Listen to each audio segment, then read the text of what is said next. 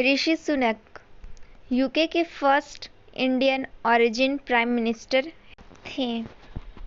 Friends, 24 अक्टूबर 2022 दिवाली के दिन British conservative party के पॉलिटिशियन ऋषि सुनक यूके का नया प्राइम मिनिस्टर डिक्लेयर किए गए थे। ध्यान से सुनिए, इन्हें डिक्लेयर किया गया था।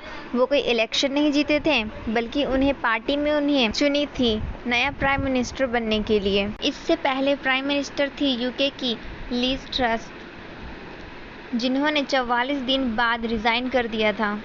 इससे पहले प्राइम मिनिस्टर थे बोरिस जॉनसन। सिर्फ 2 महीने के अंदर बोरिस जॉनसन के वक्त में ऋषि सुनक फाइनेंस मिनिस्टर थे। 2 महीने के अंदर 3 प्रधानमंत्री देखे गए थे उस वक्त। ऋषि सुनक कंजर्वेटिव पार्टी के लीडर थे। ऋषि सुनक सबसे अमीर मेंबर ऑफ पार्लियामेंट हैं। इनकी टोटल नेटवर्थ 830 मिलियन पाउंड है। Pretty privileged life thanks to the hard work of his immigrant parents.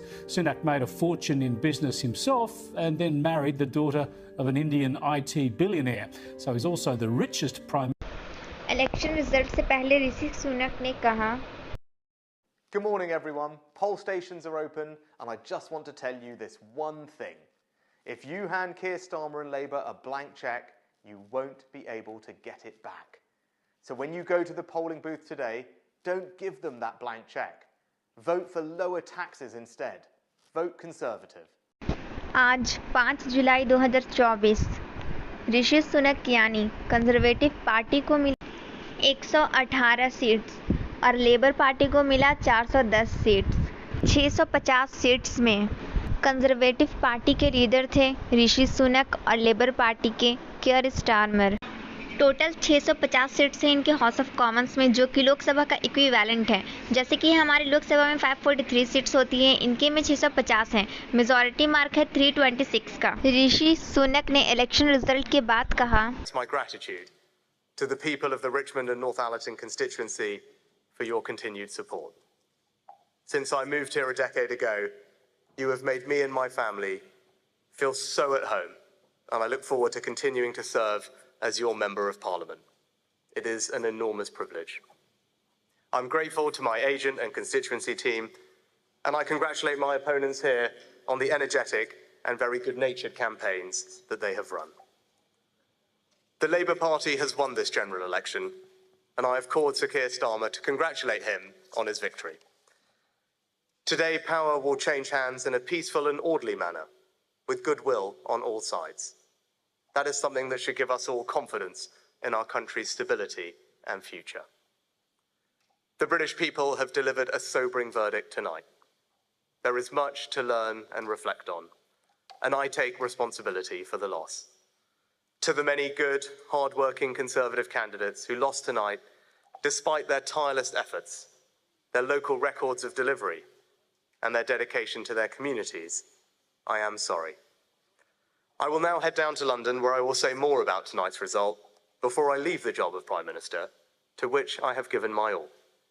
I will then return here to my family's home, and I look forward to spending more time with you all in the weeks, months and years. Sunak को हराया उन regions ने जिससे जनता तंग आ चुकी थी।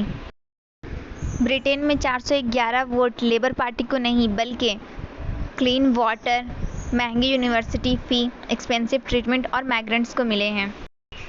Britain के चुनाव में दांतों को लेकर पोस्टर और मीम छाए रहे हैं। 1948 में जब राष्ट्रीय स्वास्थ्य सेवा व NHS शुरू हुआ, तब डेंटल इलाज फ्री में होता था, पर 1951 से बदलाव शुरू हो गए। बजट कम होने लगे और इलाज महंगा होने लगा। NHS के डॉक्टर से अपॉइंटमेंट नहीं मिल रहा था और प्राइवेट डॉक्टर से इलाज का खर्चा ब्रिटेन के लोग उठा नहीं पा रहे थे। अमीर लोग फिर भी प्राइवेट डॉक्टर के पास चले जाते थे, लेकिन गरीब और मिडिल क्लास के लोग के पास कोई उपाय नहीं था। कैविटी भरने के लिए डेंटल फर्स्ट एड किट मिलने लगे हैं। खुद ही कैविटी भर के काम चलाइए। हर बड़ी पार्टी के मैनिफेस्टो में डेंटल केयर का मुद्दा है। सुनक और स्टारमर दोनों से टेलीविज़न चैनल के लाइव डिबेट पर इस पे क्वेश्चन हुए थे। थेम्स नदी की सफाई और सीवेज ट्रीटमेंट भी एक बड़ा मुद्दा था ब्रिटेन के चुनाव में। ब्रिटेन में शैडो कैबिनेट होता है। जनता को पहले से पता होता है कि कौन सा नेता किस मिनिस्ट्री का काम संभालेगा। यही शैडो कैबिनेट अब रियल कैबिनेट के रूप में शपथ लेगी और ब्रिटेन में नए युग का आगमन होगा। स्टारमर 2020 में लेबर पार्टी के लीडर बने। उनके पहले पार्टी की लीडरशिप जर्मी कॉर्बिन के हाथ में थी, लेकिन 2019 में उनके लीडरशिप में पार्टी हार गई। उसके बाद लीडरशिप स्टारमर के हाथ में आ गई। यूरोप में माइग्रेशन को लेकर अब नाराजगी भी बढ़ती जा रही है। लोगों को लगता है कि दूसरे देशों से लोगों के आने के कारण उनकी संस्कृति प्रभावित हो रही है और उनके संसाधनों पर बोझ बढ़ रहा है। ब्रिटेन में माइग्रेशन को लेकर एक रिपोर्ट भी है। सुनक ने एक वीडियो भी बनाया जिसमें प्रचार के लिए जनता को डराया जा रहा है कि लेबर का सरकार आ गई तो माइग्रेंट के लिए रेड कारपेट बिछाया जाएगा। आरोप लगता रहा है कि उनके कार्यकाल में छोटे छोटे नाव से शरणार्थी बड़ी संख्या में ब्रिटेन आए। अजीब योजना बना दी। रवांडा नाम के देश को राजी कर दिया कि जो भी ब्रिटेन में आकर शरण मांगेगा उसे रवांडा भेज दिया जाएगा। इसके लिए रवांडा में किगाली नाम की जगह में कैंप भी बनाए गए। 320 मिलियन पाउंड से भी ज़्यादा इस पॉलिसी पर खर्च कर दिए। जब ब्रिटेन में माइग्रेशन को लेकर विरोध बढ़ने लगा तब इस पॉलिसी को मेन मुद्दा बना रहे थे।